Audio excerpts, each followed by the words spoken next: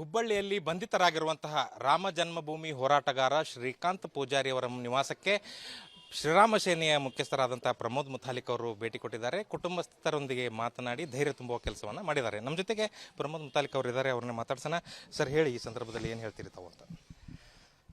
ನಾಳೆಗೆ ಒಂದು ವಾರ ಆಗುತ್ತೆ. ಇವತ್ತು ನಾನು ಶ್ರೀಕಾಂತ್ ಪೂಜಾರಿ ಅವ್ರ ಮನೆಗೆ ಭೇಟಿ ಕೊಟ್ಟೆ. ಅವರು ದುಃಖದಲ್ಲಿದ್ದಾರೆ, ಆತಂಕದಲ್ಲಿದ್ದಾರೆ, ಬಿಡುಗಡೆ ಆಗುತ್ತೋ ಇಲ್ಲೋ ಅನ್ನುವಂಥದ್ದು ಭಾಳ ಒಂಥರ ದುಃಖದಲ್ಲಿದ್ದಾರೆ. ಹಾಗಾಗಿ ನಾನು ಹೇಳೋದು, ಸರ್ಕಾರವೂ ಕೂಡಲೇ ಗಮನಿಸಬೇಕು.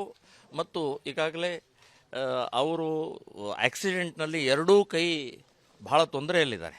ಕಷ್ಟದಲ್ಲೇ ಅವರು ಆಟೋ ಓಡಿಸ್ಕೊಂಡು ಜೀವನ ಮಾಡ್ತಾ ಇದ್ದಾರೆ. ಸೊ ಇಂಥವ್ರನ್ನ ಬಂಧನ ಮಾಡಿದ್ದು ತಪ್ಪು, ಖಂಡಿಸ್ತಾ ಇದ್ದೀವಿ, ವಿರೋಧಿಸ್ತಾ ಇದ್ದೀನಿ.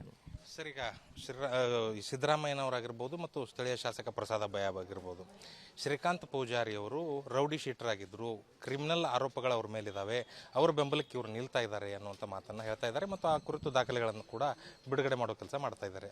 ಏನು ಪ್ರತಿಕ್ರಿಯೆ ಇದೆ ನಿಮಗೆ ಈ ವಿಷಯಕ್ಕೆ ಸಂಬಂಧಪಟ್ಟಂಗೆ ಅಂತ? ಗೃಹ ಮಂತ್ರಿ, ಮುಖ್ಯಮಂತ್ರಿ ಮತ್ತು ಇಲ್ಲಿಯ ಶಾಸಕ ಅಬ್ಬಯ್ಯನವರು ದಾರಿ ತಪ್ಪಿಸ್ತಾ ಇದ್ದಾರೆ. ಈ ಜನಸಾಮಾನ್ಯರಿಗೆ ಇವನೊಬ್ಬ ಕ್ರಿಮಿನಲ್ ಇದ್ದಾನೆ, ಶ್ರೀಕಾಂತ್ ಪೂಜಾರಿ ಒಬ್ಬ ಗೂಂಡಾ ಇದ್ದಾನೆ, ಇವನ ಮೇಲೆ ಭಾಳ ದೊಡ್ಡ ಕೇಸಸ್ ಇದ್ದಾವೆ, ಅಪರಾಧಿ ಇದ್ದಾನೆ ಅಂತ ಅನ್ನುವಂಥ. ಅಪರಾಧಿ ಅಲ್ಲ, ಆರೋಪಿ ಬೇಡ, ಅಪರಾಧಿ ಬೇರೆ.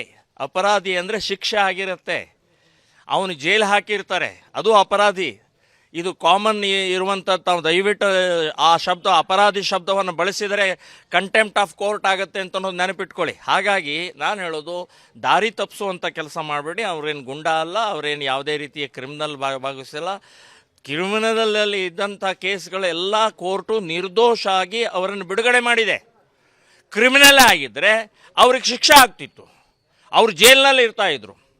ಸೊ ಈಗ ಈ ರೀತಿಯ ದಾರಿ ತಪ್ಪಿಸುವಂಥ ಕೆಲಸವನ್ನು ಮಾಡಬಾರ್ದು ಅಂತನ್ನುವಂಥದ್ದು ಒಂದು. ಎರಡನೇದು, 92ರ ನಂತರದ ಕೇಸ್ಗಳಲ್ಲಿ ಕೋರ್ಟ್ ಅಟೆಂಡ್ ಆಗಿದ್ದಾರೆ, ಪೊಲೀಸ್ ಸ್ಟೇಷನ್ಗೆ ಹೋಗಿದ್ದಾರೆ, ಇಡೀ ಜೀವನವನ್ನು ಇಲ್ಲೇ ಓಡಾಡಿದ್ದಾರೆ. ಅವಾಗ ಯಾಕೆ ಬಂಧಿಸಲಿಲ್ಲ?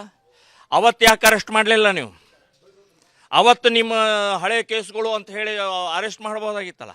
ಈಗ ಟಾರ್ಗೆಟ್ ಮಾಡಿದ್ದೆ ಹಿಂದೂ ರಾಮ ಭಕ್ತರ ಮೇಲೆ ಅಂತನ್ನುವಂಥ ಸ್ಪಷ್ಟವಾಗಿ ಗೊತ್ತಾಗುತ್ತೆ. ಈಗ ಅಯೋಧ್ಯೆಯಲ್ಲಿ ಭವ್ಯವಾದ ರಾಮ ಮಂದಿರ ನಿರ್ಮಾಣವಾಗಿ ಉದ್ಘಾಟನೆ ಆಗುವಂಥ ಈ ಸಂದರ್ಭದಲ್ಲಿ ಅದೇ ರಾಮ ಭಕ್ತನನ್ನು, ಅದೇ ರಾಮ ಜನ್ಮ ಹೋರಾಟಗಾರನನ್ನು ಬಂಧಿಸಿರೋದ್ರಲ್ಲಿ ಏನಾದರೂ ರಾಜ್ಯ ಸರ್ಕಾರದ ಏನು ಪಾತ್ರ ಇದೆ ಅಂತ ತಮಗನಿಸ್ತದೆ? ನೋಡಿ, ಕಾಂಗ್ರೆಸ್ಸು ಆವಾಗಲೇ ಸುಪ್ರೀಂ ಕೋರ್ಟಿಗೆ ಬರೆದು ಕೊಟ್ಟಿದೆ, ರಾಮ ಕಾಲ್ಪನಿಕ ವ್ಯಕ್ತಿ, ರಾಮ ದೇವರಲ್ಲ, ರಾಮನ ಪೂಜಿಸುವ ಅವಶ್ಯಕತೆ ಇಲ್ಲ, ರಾಮ ಒಂದು ಕಟ್ಟುಕತೆ, ರಾಮಾಯಣ ಒಂದು ಕಟ್ಟುಕತೆ ಅಂತನ್ನುವಂಥ ಸುಪ್ರೀಂ ಕೋರ್ಟ್ನಲ್ಲಿ ಬರೆದು ಕೊಟ್ಟಂಥ ನೀಚ ನಿರ್ಲಜ್ಜ ರಾಮದ್ರೋಹಿಗಳು ಕಾಂಗ್ರೆಸ್ನವರು ಅಂತ ಹೇಳ್ತಾ ಇದ್ದೀನಿ. ಬಾಬರ್ನ ಪರವಾಗಿ ನಿಂತ್ಕೊಂಡ್ರು ಇಲ್ಲಿ ಈ ದೇಶದಲ್ಲಿ. ಬಾಬರ್ ಒಬ್ಬ ಅಕ್ರಮಕ, ಮತಾಂಧ, ನೀಚ, ದರೋಡೆಕೋರ, ಅಂಥ ವ್ಯಕ್ತಿ ನೀವು ಅವನ ಪರವಾಗಿ ನಿಂತ್ಕೊಂಡ್ರಿ. ಅಂದರೆ ಮೊದಲಿಂದ ಇವ್ರದ್ದು ಹಿಂದೂ ವಿರೋಧಿ ನೀತಿ ಅಂತನ್ನುವಂಥದ್ದು ಭಾಳ ಸ್ಪಷ್ಟವಾಗಿ ಗೊತ್ತಾಗ್ತಾ ಇದೆ. ಅದರದ್ದೇ ಒಂದು ಭಾಗ ಈ ಕರ್ನಾಟಕದಲ್ಲಿ 6 ತಿಂಗಳಾಯಿತು ಸರ್ಕಾರ ಬಂದ ತಕ್ಷಣವೇ ಹಿಂದೂ ಕಾರ್ಯಕರ್ತರ ಮೇಲೆ ರೌಡಿ ಶೀಟರ್ ಹಾಕ್ತಾ ಇದ್ದಾರೆ, ಗುಂಡಾ ಆ್ಯಕ್ಟ್ ಹಾಕ್ತಾ ಇದ್ದಾರೆ, ಗಡಿಪಾರು ಮಾಡ್ತಾ ಇದ್ದಾರೆ, ಹದ್ದುಪಾರು ಮಾಡ್ತಾ ಇದ್ದಾರೆ. ಇದೆಲ್ಲವನ್ನೂ ಮಾಡ್ತಾ ಇರುವಂಥದ್ದು ಹಿಂದೂ ಟಾರ್ಗೆಟ್ ಆಗಿದ್ದಾನೆ, ಹಿಂದೂ ಸಂಘಟನೆಗಳು ಟಾರ್ಗೆಟ್ ಆಗಿದ್ದಾವೆ ಅಂತ ಅನ್ನೋದು ಸ್ಪಷ್ಟವಾಗಿ ಗೊತ್ತಾಗುತ್ತೆ. ಸರ್, ಈಗ ಒಂದು ವೇಳೆ ರಾಮ ಮಂದಿರ ಉದ್ಘಾಟನೆ ಸಂದರ್ಭದಲ್ಲಿ ಕೇಂದ್ರ ಸರ್ಕಾರ ಭದ್ರತೆ ಕೊಡದಿದ್ದರೆ ಗೋಧ್ರಾ ಮಾದರಿಯ ಘಟನೆ ನಡೀತದೆ ಅಂತ BK ಹರಿಪ್ರಸಾದ್ ಹೇಳ್ತಾ ಇದ್ದಾರೆ. ಏನಿದೆ ಇದರಿಂದ ಮರ್ಮ ಅಂತ? ನೋಡಿ, ಆ ಹೇಳಿಕೆನೇ ಭಾಳ ಡೇಂಜರಸ್ ಹೇಳಿಕೆ ಅದು. ಒಂದು, ಅವರಿಗೆ ಮಾಹಿತಿ ಗೊತ್ತಿದ್ದರೆ ಕೇಂದ್ರ ಸರ್ಕಾರದ ಗೃಹ ಮಂತ್ರಿಗೆ, ರಾಜ್ಯ ಸರ್ಕಾರದ ಗೃಹ ಮಂತ್ರಿಗೆ ಇಮ್ಮಿಡಿಯೇಟ್ ಅದರ ಸಂಬಂಧಪಟ್ಟಂಥ ಯಾರು, ಎಲ್ಲಿಂದ, ಹೇಗೆ, ಏನು ಸಾಕ್ಷಿ ಇದೆ, ಏನು ಪತ್ರಿಕೆ ಇದೆ, ಯಾರು ಮಾತಾಡಿದ್ದಾರೆ ಅನ್ನೋದನ್ನು ಕೂಡಲೇ ತಿಳಿಸ್ಬೇಕು. ಅದು ಬಿಟ್ಟು ಸಾರ್ವಜನಿಕವಾಗಿ ಹೇಳಿ ಹೆದರಿಸುವಂಥ, ಬೆದರಿಸುವಂಥ ಅಥವಾ ಪ್ರಚೋದನೆ ಕೊಡ್ತಾ ಇರುವಂಥ BK ಹರಿಪ್ರಸಾದ್ ಅಂತ ಅನ್ನೋದು ನೆನಪಿಟ್ಕೊಳ್ಳಿ. ಮುಸ್ಲಿಮರು ಮಾಡಿದಂಥ ಗೋಧ್ರಾ ಘಟನೆ ಮುಸ್ಲಿಮರು ಮಾಡಿದ್ದಾರೆ. 57 ಜನ ಹಿಂದೂ ಕಾರ ಸೇವಕರನ್ನು ಸುಟ್ಟು ಭಸ್ಮ ಮಾಡಿದಂಥ ಮುಸ್ಲಿಮರಿಗೆ ಕುಮ್ಮಕ್ಕು ಕೊಡ್ತಾ ಇದ್ದಾರಾ? ಮತ್ತೆ ಬೆಂಕಿ ಹಚ್ಚಿ ಅಂಥೇಳಿ? ಅಥವಾ ಕಾಂಗ್ರೆಸ್ನವರೇ ಪ್ಲ್ಯಾನಿಂಗ್ ಮಾಡ್ತಾ ಇದ್ದಾರಾ? ಈ ರೀತಿಯ ಗಲಭೆಗೋಸ್ಕರ ಪ್ಲ್ಯಾನಿಂಗ್ ಮಾಡ್ತಾ ಇದ್ದಾರಾ? ಸೊ ಯಾವುದನ್ನು ಕ್ಲಿಯರ್ ಮಾಡಬೇಕು ಅಂತನ್ನುವಂಥದ್ದು ನಾನು BK ಹರಿಪ್ರಸಾದ್ ಹೇಳ್ತಾ ಇದ್ದೀನಿ, ಗೃಹ ಮಂತ್ರಿಗೂ ಹೇಳ್ತಾ ಇದ್ದೀನಿ, ಇಮ್ಮಿಡಿಯೇಟ್ ಅವರ ಎನ್ಕ್ವೈರಿ ಮಾಡಬೇಕು ಅಂತನ್ನುವಂಥದ್ದು.